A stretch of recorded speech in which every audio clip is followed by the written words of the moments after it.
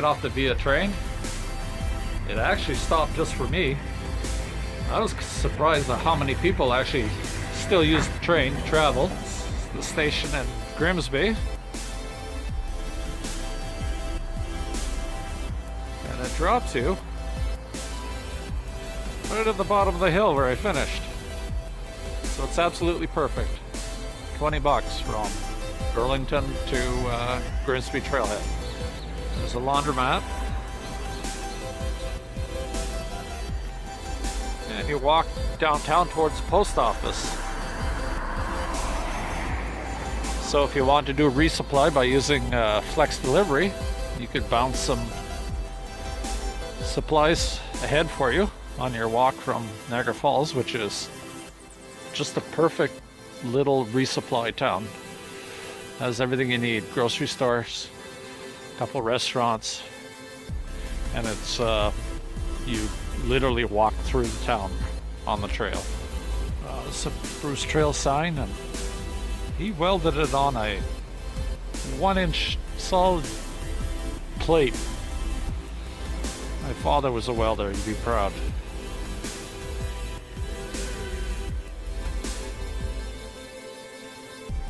Well, I found the trailhead, and I'm here in Grimsby, May 13th. Happy Mother's Day to everybody. It's kind of a nice day to start. Changed a few things. I lightened up my pack quite a bit. I'm starting out 16 pounds. That includes 4 pounds of food, 1.5 liters of water. So I have a base weight now under 10 pounds, which hopefully will help my leg out. I started talking to a lady the other day on the trail. We were talking gear, and she showed me her insoles, and I thought that might be a really good thing to help my leg out. So I tried that, and I'm starting to stretch in the mornings. I'm hoping that helps. And slowly but surely we'll try to figure this out, because there's definitely something wrong. I noticed my shoes are wearing on the heel, both on the outside, which I looked up on the internet, and that talks about supination. I don't know if I'm pronouncing that properly, but basically I'm not walking properly. So what the cause of it is, I don't know, but we're just gonna kind of figure this thing out as we go, because this weather's just too nice to give up. So we're heading towards Stony Creek, and we'll see how this goes. Day 7. I gotta get ready for my hill climb here.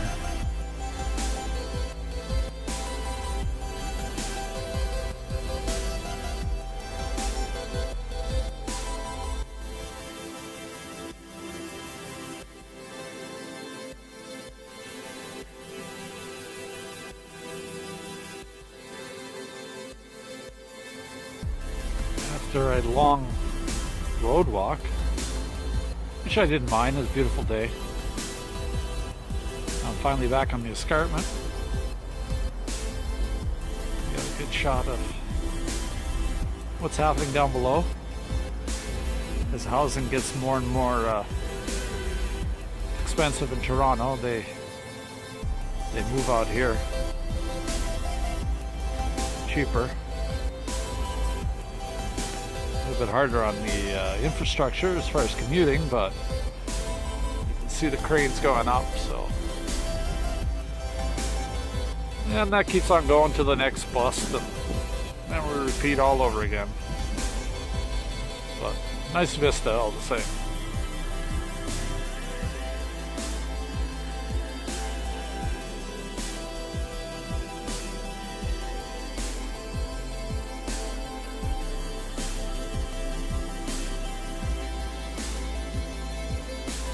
Not 50 road.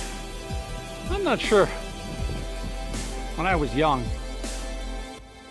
we used to come here and we'd hike halfway up this hill, and there was a shale exposed, and you could light up some natural gas. We used to cook hot dogs and then continue with our hike. I wonder if this is the spot.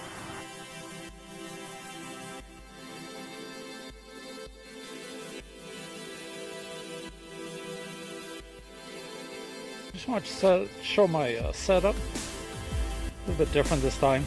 This is only a 25-liter pack. It's not really meant for what I'm doing. I supplemented it with a little fanny pack. That's about a liter and a half, something like that. And then this has a brain, so I keep my drinks. I like to have a mixed drink. Every so often, I've got a bladder now. I keep a cheap poncho from dollar store in case for that little shower. And then this is my poncho tarp, some steaks, and a little ground sheet. And I keep it in the brain, and it's all ready to go. And I also have a tarp rope, I guess, already pre-made. I'll show you that. So you can put this thing up in about a minute or so. And then what I really want to show you, the pack at the top. It's kind of hard with one hand here. It's my food bag. It's an Apple food bag. If you buy a $1,500 phone, they give you. I tried skimpier bags and they just fall apart. There's a good 4 pounds worth of food. And then this is my air mattress. It's pretty well a winter air mattress, but I coil it up, and that's the frame of my pack. This is a bladder I tuck in, and then in the plastic here it's a compression sack with everything else pretty well. A couple little things tucked in on the side that I need to access during the day, but that's it. I'll set up the kit, and then I'll turn it back on and show you.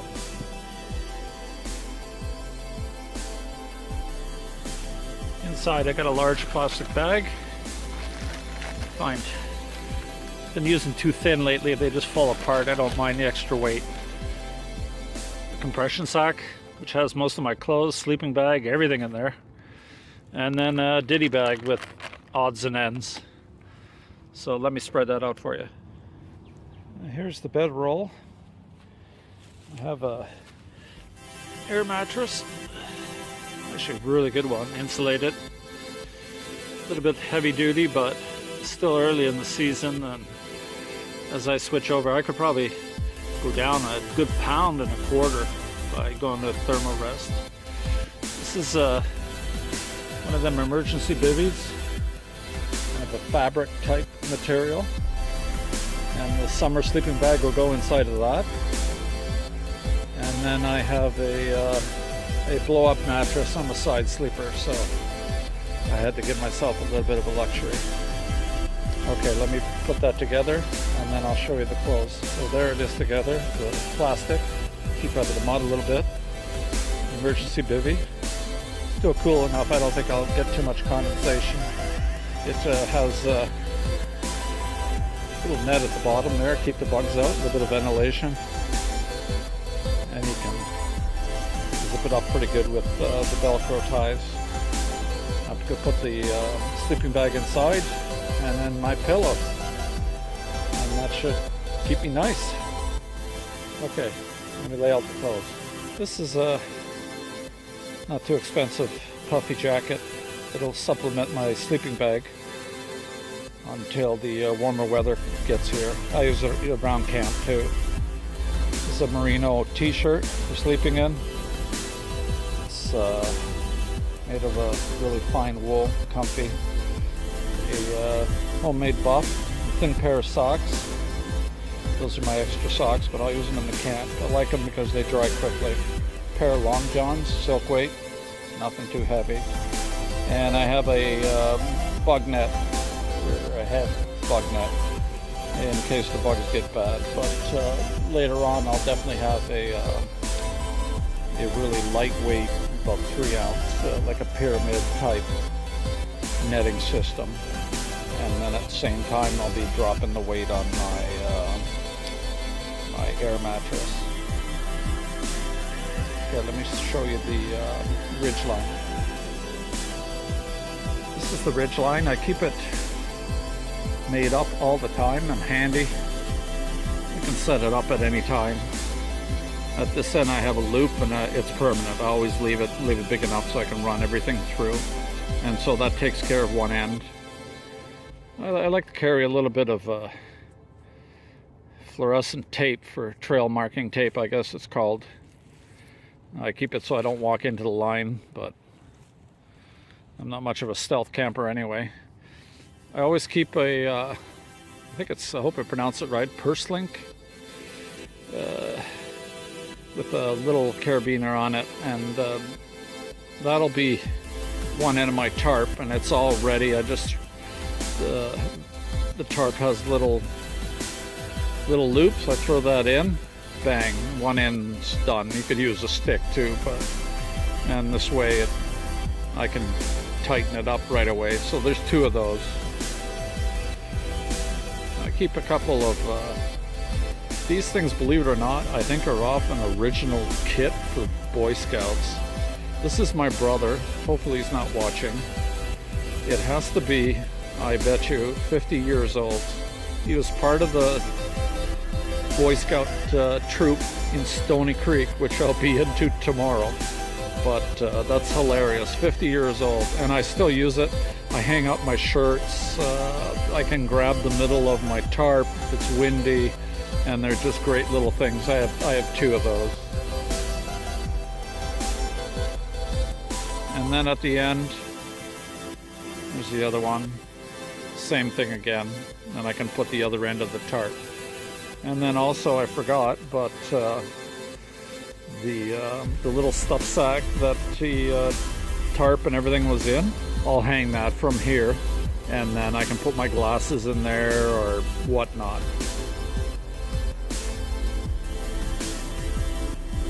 This is the tarp set up. It's a pretty quiet night, so I just made a lean-to. It's actually a poncho. I just tie off the hood. These little ropes, I pre-tie them, and I keep them on all the time. And I have a little bit of shock cord. And so it's always ready to deploy. Here, I didn't even have to use stakes. I had a log. So at any time you want to set it up, it's cold, it's raining, it's windy, it's stormy. Boom, everything's there. Let me show you the front. Just getting it ready here, but this is more for show. It'll be cleaned up a lot before I hit the sack. But these are the little purslink, I guess they're called.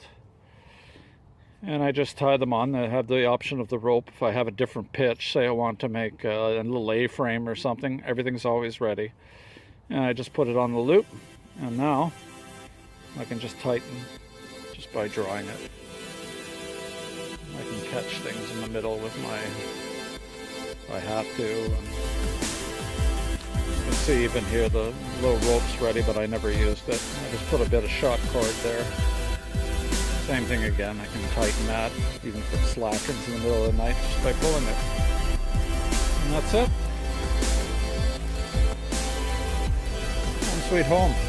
I'll try a different pitch tomorrow night. We're supposed to get a bit of rain on Tuesday, so it'll be good practice. Okay, bye for now.